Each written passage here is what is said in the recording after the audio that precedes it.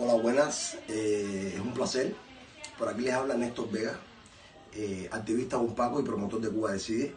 Y estoy aquí para narrarle parte de lo que aconteció el domingo 11 de julio, domingo histórico para Cuba.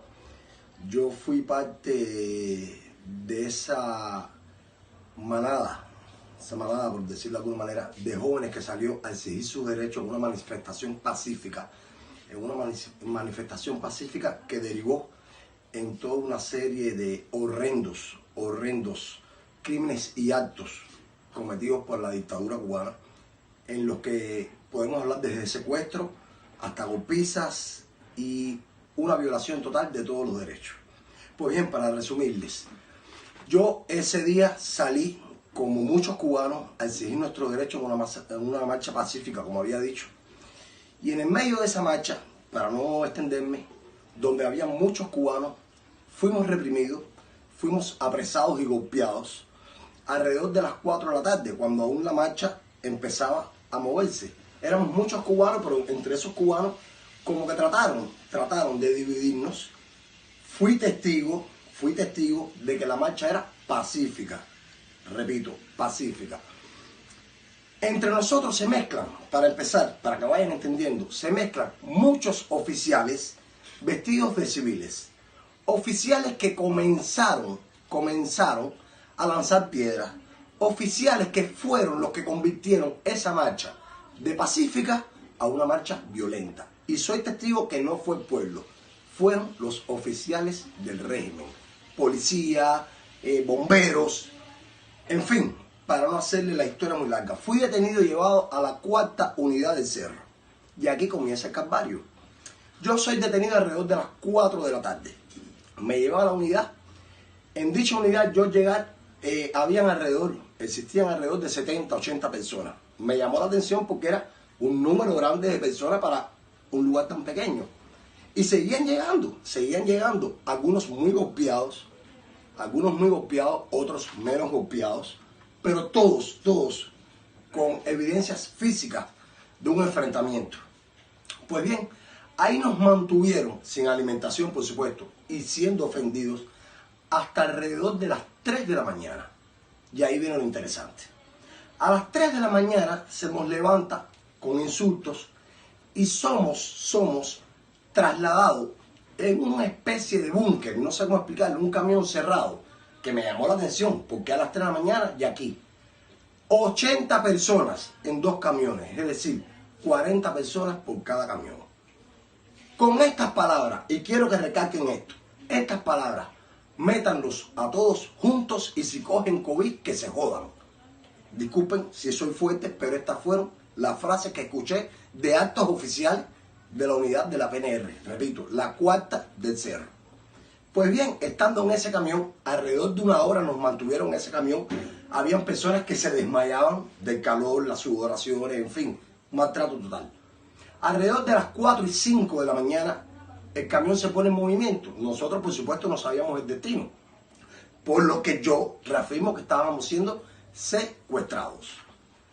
Ese camión luego supimos, porque cuando llegamos no teníamos ni idea de dónde estábamos. Llegamos a una prisión en el Cotorro, llamada Ivanov, disculpen. Esta prisión actualmente se llama Jóvenes del Cotorro, una cosa así, disculpen si no sé con exactitud el nombre. Y viene la sorpresa. Somos recibidos por más de una veintena de represores de la dictadura, con perros, las llamadas estonfas, bastones y demás. Fuimos empujados a patadas del camión y trasladados a un sitio que quien sabe lo que es un soleador sabe de lo que estoy hablando, a oscuras, esposados, y ahí viene lo lindo. Las golpizas fueron tremendas, cabezas partidas, frases obscenas, no quiero decirlas, pero al punto de si miras para atrás, todo el mundo sabe lo que quiero decir, te la voy a meter por el niños de 17 años con las cabezas rotas, perros policías encimándonos, al punto que un perro policía mordió literalmente en más de 3 ocasiones a un joven que se encontraba a mi lado. En esa situación estuvimos hasta casi las 6:30 de la mañana. 6:30 de la mañana. Los golpes no cesaban. Hora en la que nos desnudaron a todos. Y desnudos, sin saber nuestra suerte, nos trasladan a un cuarto. En ese cuarto nos dan una especie de uniforme, no sé cómo explicarle, pero es un uniforme que se le dan a los reos, a los reclusos, como quieran llamarle. Y nos trasladan a unas especies de celda.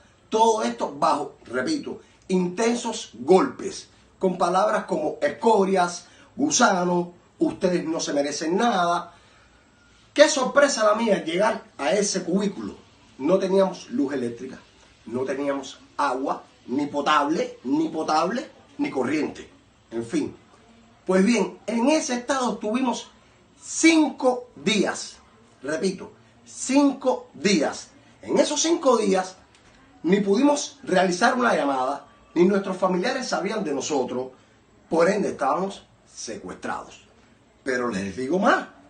En esos 5 días no recibimos aseo, no teníamos agua, como ya les había dicho, no teníamos sábana, personas durmiendo en el piso. Al quinto día, disculpen, se me olvidó decirle, no recibimos alimentación ninguna durante 24 horas. 24 horas. A las 24 horas se nos dio algo de alimentación en unas condiciones que no vale la pena explicar porque todos conocen cómo trabaja la dictadura. Pues bien, ahí estuvimos 5 días sin aseo, con maltratos verbales, psicológicos y físicos, porque todo aquel que osara exigir un derecho era golpeado. Lo repito, golpeado cruelmente. Y estamos hablando de personas mayores, incluso de 68 años, hasta jóvenes de 17 años. Pues bien, al quinto día se reúnen con nosotros y empieza todo un trabajo que ellos llaman de instrucción, cosa que no considero que haya sido así, porque en ninguna instrucción lleva ofensas, lleva malas palabras y menos ataduras. Todos fuimos esposados. Ya estábamos golpeados, maltratados, con pocas fuerzas, y empieza todo lo que ellos llaman trabajo de instrucción. Pues bien, al quinto día es que recibimos agua potable. Qué sorpresa para mí cuando la primera vez que nos trajeron la alimentación, sorpréndase, nos las traen en el cubo de limpiar el baño. Nos echan la sopa, que era lo que teníamos, con 2 huevos, que no es lo importante, y el boniato. En fin, seguían las vejaciones, al punto de que, repito, los maltratos psicológicos eran constantes. Y empieza todo un trabajo instructivo que para ellos era normal. Y se nos explicó que ellos tenían 72 horas, sin contar las primeras 24, que después la fiscalía tenía 72 horas. El caso es que al 8º día todavía yo no había podido ejercer mi derecho a una llamada telefónica. Mi familia no sabía nada de mí, no teníamos derechos ninguno. En fin, estábamos secuestrados. Se oían constantemente palabras de que como si ustedes quieren guerra, van a ser prisioneros de guerra.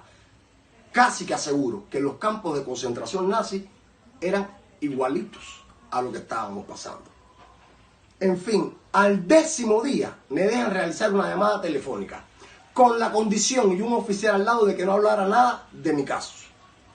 Para sorpresa mía, para poder ver a mi familiar para una visita de aseo, tuve que pasar toda una revisión a ver si ya no tenía marca de los golpes. Todo el mundo sabe lo que quiere decir eso.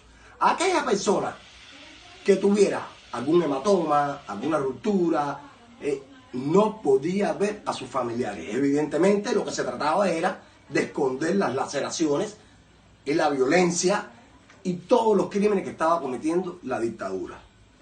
En fin, ahí estuvimos alrededor de 8 días sin tener noticias, aislados del mundo exterior, siendo insultados, siendo maltratados.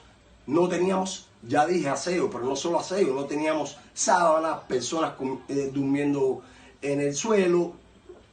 Lo que cuenta es poco, yo solo voy a contar lo que vi con mis ojos.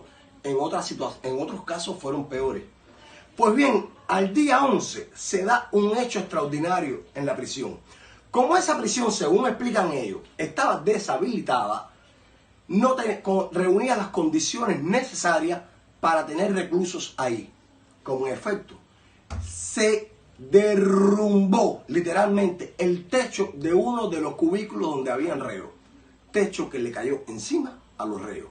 Esos reos, por supuesto, por suerte, no hubo que lamentar pérdidas humanas, pero sí golpeados, suturas, demás. Imagínense, es un techo que le cae encima a unos reos. Es entonces que deciden trasladarnos a una compañía. Igual, en la compañía el trato fue peor. Nos humillaron, nos maltrataron física y psicológicamente, como ya decía. Imagínense al punto que la comida nos la servían en el cubo de limpiar. El caso está en que ellos decían que la revolución tiene derecho a defenderse y nosotros no éramos ni personas, que nos merecíamos lo peor del mundo. Da gracia ver que cuando los familiares son enterados de nuestra presencia, ahí cambió el trato.